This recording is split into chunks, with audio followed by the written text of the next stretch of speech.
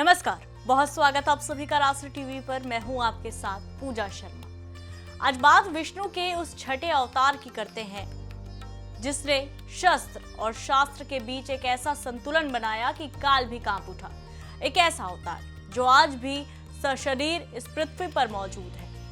हाथ में भगवान शिव का दिया अमोघ फरसा और मुख पर वेदों का ज्ञान। आखिर क्यों जन्म लेना पड़ा भगवान परशुराम को?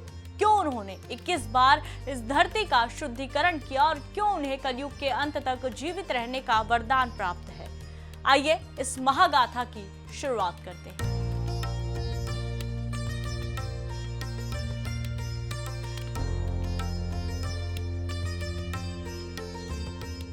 हिंदू धर्म ग्रंथों में भगवान परशुराम का प्राकट्य अन्याय के विरुद्ध सशस्त्र प्रतिरोध की सबसे बड़ी मिसाल है।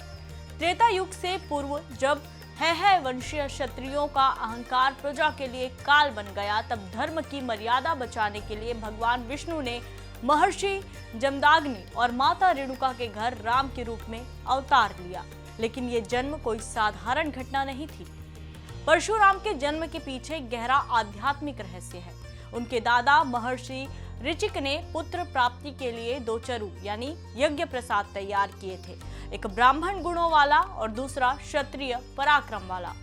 नियति के खेल से ये चरु आपस में बदल गए, जिससे परशुराम में जन्म से ब्राह्मण का ज्ञान और स्वभाव से क्षत्रिय का तेज समाहित हो गया। इसी कारण उन्हें ब्रह्म क्षत्रिय कहा जाता है। भगवान परशुराम का नाम उनके मुख्य शस्त्र परशु यानी फरसे के बिना अधूरा है। लेकिन क्या आप जानते हैं कि ये फरसा उन्हें कैसे प्राप्त हुआ?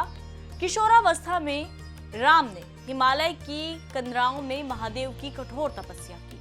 महादेव ने उनकी परीक्षा लेने की ठानी और खुद उनके साथ भीषण द्वंद्व युद्ध किया। राम के कौशल और विनम्रता से प्रसन्न होकर भगवान शिव ने उन्हें अपना अमोघ परशु भेंट किया। जैसे ही उन्होंने इस दिव्य अस्त्र को धारण किया, वे राम से परशुराम बन गए। अवतार का मुख्य उद्देश्य था महिष्मति के अत्याचारी राजा सहस्त्रार्जुन का अंत करना। वो राजा जिसने शक्ति के मद में ऋषियों का अपमान किया और कामधेनु गाय को बलपूर्वक छीनने का प्रयास किया। परशुराम ने अकेले ही सहस्त्रार्जुन की विशाल सेना को धूल चटा दी और उस राजा की 1000 भुजाओं को अपने फर्श से काट डाला। लेकिन कहानी यही खत्म नहीं होती। सहस्त्रार्जुन के पुत्रों ने प्रतिशोध में परशुराम के पिता महर्षि जमदग्नि की हत्या कर दी। उनके शरीर पर 21 घाव किए। इसी शोक और क्रोध में भगवान परशुराम ने प्रतिज्ञा ली कि वे इस धरती को उन सभी भ्रष्ट शासकों से मुक्त कर देंगे जो धर्म की राह से भटक चुके हैं। उन्होंने 21 बार पृथ्वी का भ्रमण किया और आतताई क्षत्रियों का संहार कर समंत पंचक क्षेत्र में रक्त के 5 सरोवर बना दिए। ध्यान रहे, उन्होंने केवल अधर्मियों का नाश किया, धर्मात्मा राजाओं को कभी हाथ भी नहीं लगाया। परशुराम केवल एक योद्धा नहीं बल्कि एक महान भूगोल निर्माता भी थे। जब उन्होंने सारी विजित भूमि महर्षि कश्यप को दान कर दी, तब अपने निवास के लिए उन्होंने समुद्र देव से प्रार्थना की। उन्होंने अपना फरसा समुद्र में फेंका और आदेश दिया कि जहां तक फरसा गिरे वहां तक जल पीछे हट जाए।